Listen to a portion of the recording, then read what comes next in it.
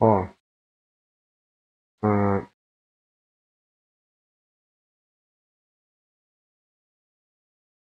ONU model S phone 1110 WDONT setting for BSNL. There, any model BSNL FTTH set down. Kita doon ni. Sabera 192.168.1.1. Browser kanan tulenga. Tuan tahin username sian tuna kaman hi Ryan ya. Any model si hi company sang inan siama password hi nang do. Tua la tu wa tuan ta tu ina. Ron dot lấy chi na nga. Password hi tu kana isin lấy zel don ya in an upang kai har deuh leka. Tuan username sian ISP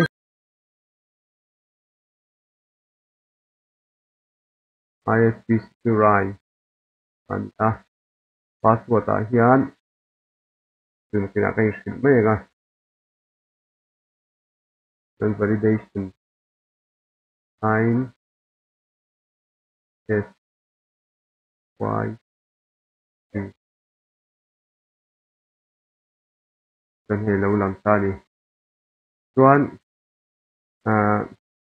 setting from ta kha hian alo om tanual ta. Tuan hemi hi kan du lo wangin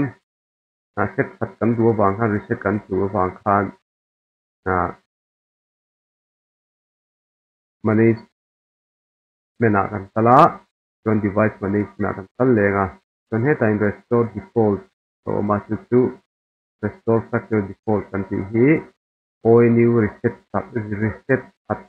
kan ti thina kha tani atang hian in reset ton di tuan aron in reset taga aron tunu khan password kha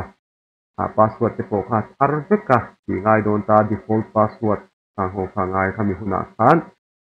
like kha chu tin laga password default password kha thun photanga hi mi model ai chuan chu zo nuwa password thak na aron omanga chuan password in thakaga chuan in thak to aron chuak lenga chuan password thar khan lut ton chuan amin lu huna khan helai network hi lo covid to don ni ko kan delete changa om dan takin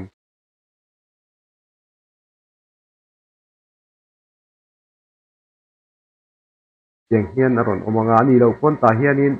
add new connection ti bula hianin egamo nge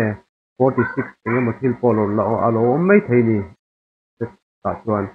kha in delete photang add new when connection ti chau hi om ni tumi om chau om chau huna chuan setup ton chuan thani hi chau om huna khan ta hian root anganga IPTI TV hian 4 anganga chuan CPOE ania VLAN port hi mani na sang thewin nei kha man hal mai tur ani chuan username hian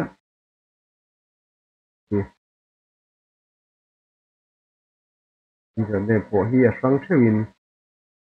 an hmang mai anga chuan password chuan password adia chuan chuan set apply ke man ha de deuh tek hi ngai thina ron set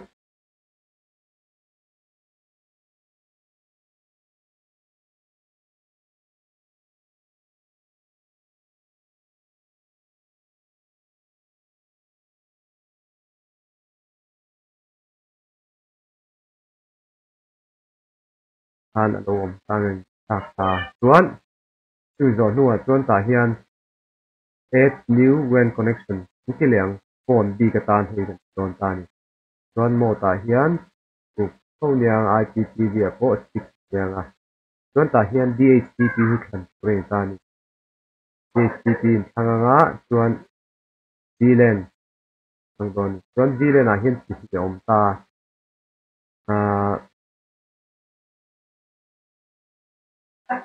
kan phone number mana kha 2957 a internally chuan 1831 man tani ani lova 299 na mo 291 a intana a lo ni chuan 1849 man tani tuna kan tia kha 299 na internally wangin 1849 wang bonan 164 chuan wa hian 1462 tani chuan hela hian service mode a hian internet to lawin point kan thangang chuan kan save apply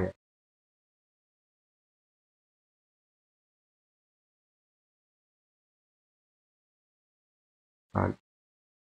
voice le internet hello tani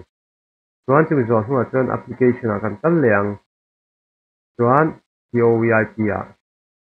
chuan hei ta hian ta hi ka set ta to a IMS kia umanga chip registration hi registered address hi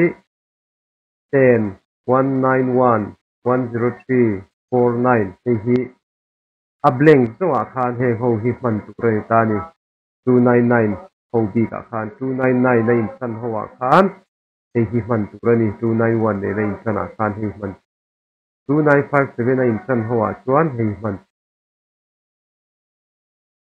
se thei mai am ti khian a kha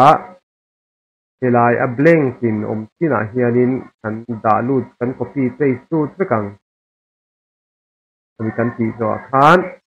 he ta hian line 1 lo ma chu kan tikanga chuan account number a hian account number a khan 2957 na internally chuan ta hian 91389 2957 000 aha kila kha nam phone number ha kan kile mayang ani lawa 299 na internally chuan plus 91389 2999 000 aha kan kile mai do ni siang che chuan 291 na internally chuan plus 91389 ha pangle bokang ka tiang zel khan chuan ka number hi 299 na internally wang khan plus 91389 2999733 khan hi account name a po khami tho account password a po khami chuan chumi kan ti zo chuan kan save apply thing kan save apply aga chuan phone le internet kan set do tan chuan chumi zo chuan network a kan kal lenga kan wifi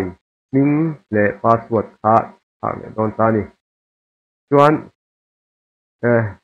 w le na kan kal khan sss id hi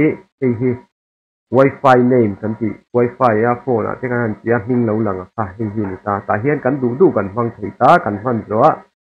apply change kan ti chuan mi apply change kan ti to chuan wifi lo lang tu kha lo lang don tani chuan wlan security lo om le a chuan kan han tik le a chuan he ta hian pre-share ki a hian hei kan password tu khan tani ta hian password kan du kan chuang to mai a chuan kan thut zo a apply change kan ti leang apply change kan tik leang chuan kan password tu da kha dik lo kan en du chuan ta hian kan kal lenga ta hian ken lo in kumai ta ni a kha kan setting lang pui set dan te committee dan te kha lo ni ta ni hela hian thil pakhat mai kan le hei channel white a hianin 20 a chau ka lo da hei hi 2040 a hian da a ta in ani ai ki lenga chuan a kha hemi model b x.1110 WDONT ho set dan ani 1110 ho hi chu model ai set dan in ang de lang poi company sang ko ha